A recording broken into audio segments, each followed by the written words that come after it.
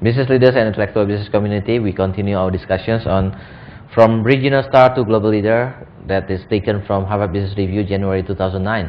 This is talking about how a regional person can be a global leader and what are the cultural differences, challenges that he or she will face with dealing with many nationalities.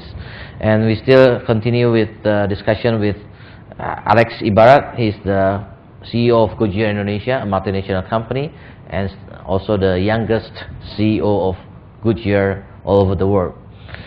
We continue our discussions, Alex, and there's an audience who wants to ask questions or give comments. Please, Pak Hasan from Osimo, Indonesia. Okay, thank you very much for the time. I'm currently working in a Japanese company which is very well known with their strong characters based on their culture. Yep. So I sometimes see failure in management in Japanese companies, which in my observation, because of the failure in bridging intercultural between the local local business here, including within the human resources here, local human resources, and the management style of the head office, including the expatriate who came here. Do you think it is necessary to put some kind of a key person who can bridge this intercultural difference in the key position in a multinational company? All right. Thank you, Pak Hasan. So Pak Hasan's question is that in his company, a Japanese company, he sees that there's intercultural, what we call it, disconnections between the Japanese culture and Indonesian culture, and he suggests that there's a person who handles these differences. And the question is maybe whether in Goodyear, Indonesia, you can also see this kind of intercultural disconnections, because it's multinational company. You also employ Indian person, maybe Westerner persons, and person from other nationalities. You see, sometimes you see, oh, this is actually, it's not really a big problem, but this problem become a problem because they see from different aspects because of their cultural backgrounds. Does it happen also in Goodyear? Okay. I think I'll take a specific basis on Goodyear. I think in Goodyear that we probably will not need any intermediaries or what the Bapak suggestions that to bridge the cultures, because that we felt that this is unnecessary to have another layers or another intermediary, I put it, because I feel that you know, what we try to tell the message to the employee is straightforward. And I think that the employee, knowing us for quite a while, they understand what we meant. So typically, maybe this is partly because of the American companies as well. Maybe it's always straightforward and go straight to the matters. So the stages taken will be shorter rather than, you know, some of the, you know, Japanese company. I know that because they have intervals between the message, what they want to say, and also the process that happening. For us is that typically we eliminate that to make it so-called more efficient in a way. So you said in Goodyear there's no such a problem in Goodyear. The problems that because of the intercultural interpretations. I'll put it this way, that we have been around for 75 years, so we learned our mistake in the past, that learning from the mistake is another ways that looking at it, cultural differences. So we had many expatriates. CEO came in here before.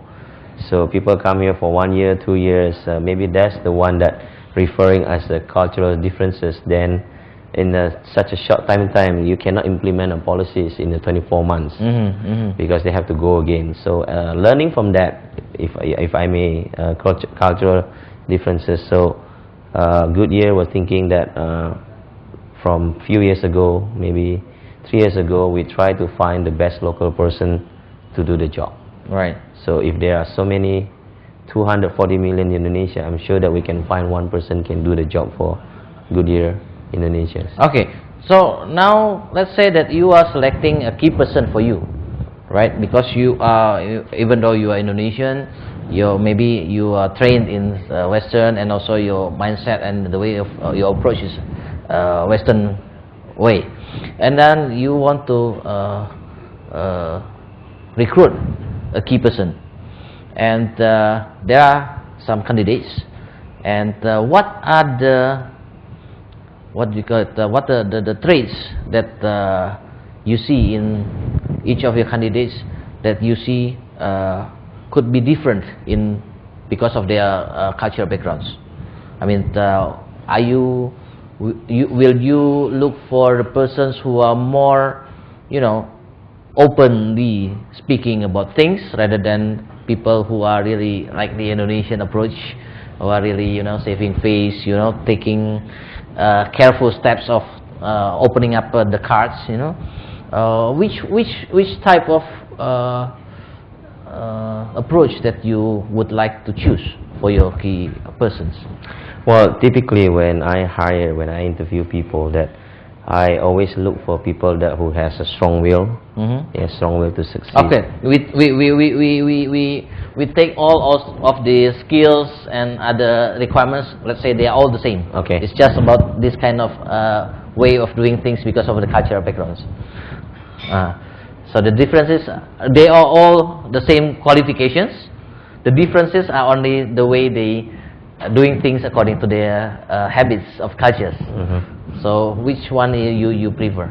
So you're referring to the nationality? Yeah, we are talking about their approach because of their cultures. Let's say approach of saying a problem. Yeah, the Western approach is that you say the problem openly. You say that this is a problem, and you say directly who are the responsible people who create this problem. While you know that Indonesian style, Eastern style are saving face. They take steps in opening up the problems. Sometimes the problem itself is not uncovered, but it goes without saying. They say, So, well, I mean, when I interview people, like for example, for my part, I always disclose that what kind of company is that Goodyear Indonesia, and what kind of person are we looking at, so that I always disclose more than necessary. I do my fiduciary duties so that the candidate knows that what are they facing. So I don't want them that when they join they say that, oh, I didn't know that wasn't this before when we talked, blah blah blah. So in fact, a lot of people that when they met me, that they felt that I do the reverse way. In fact, I'm trying to give them the worst state of conditions, so that when they join, they really make up their mind and they know that they are not having a catwalk. They are really having the things that let's say they love the challenge. All right. They like this. Okay, here it is. Okay. So it's not really that we misled, or I call it we have a wrong expectations on the jobs for the candidate. Okay. So when I say that, I can see the reactions of a different kind of people, and then immediately they say that, well, I'm not trying to sell them a job. I said I did.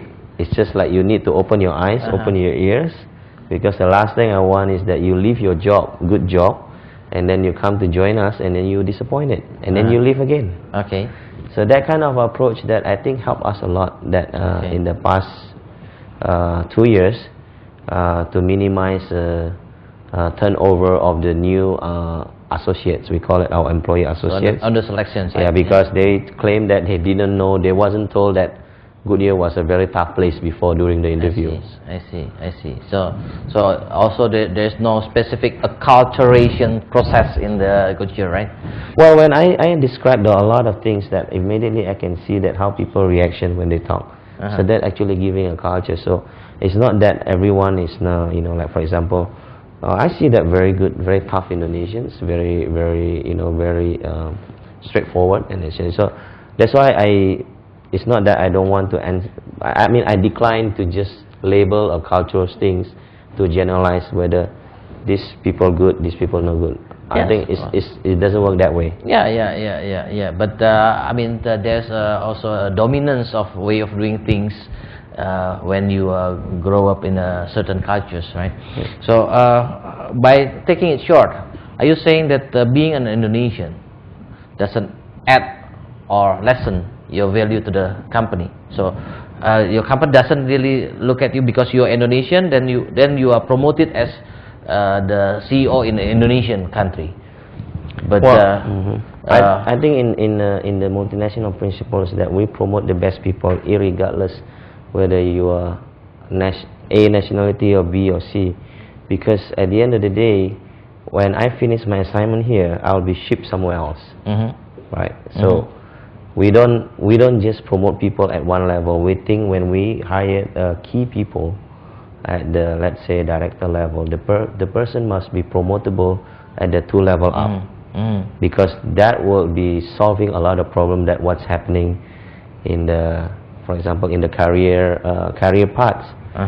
So when I put, for example, ex-directors, he's a sales director or finance director, I want to make sure that after he's doing well, he or she doing well in that job, the person is promotable to become president directors, for example. So when we are looking 2 level up, it's not just one job. It's the same way that they look at me. So irregardless whether I'm Indonesian, I'm Indian, but one day that I'll be shipped somewhere else, that I can do the job as well, just as good as the local people or whoever they are. Okay, good. Okay, we have to again take a little break to move to another to the last segment. So for you who wants to raise questions or comment on this topic or in this program, please SMS to 0896 788. We break for the next segment.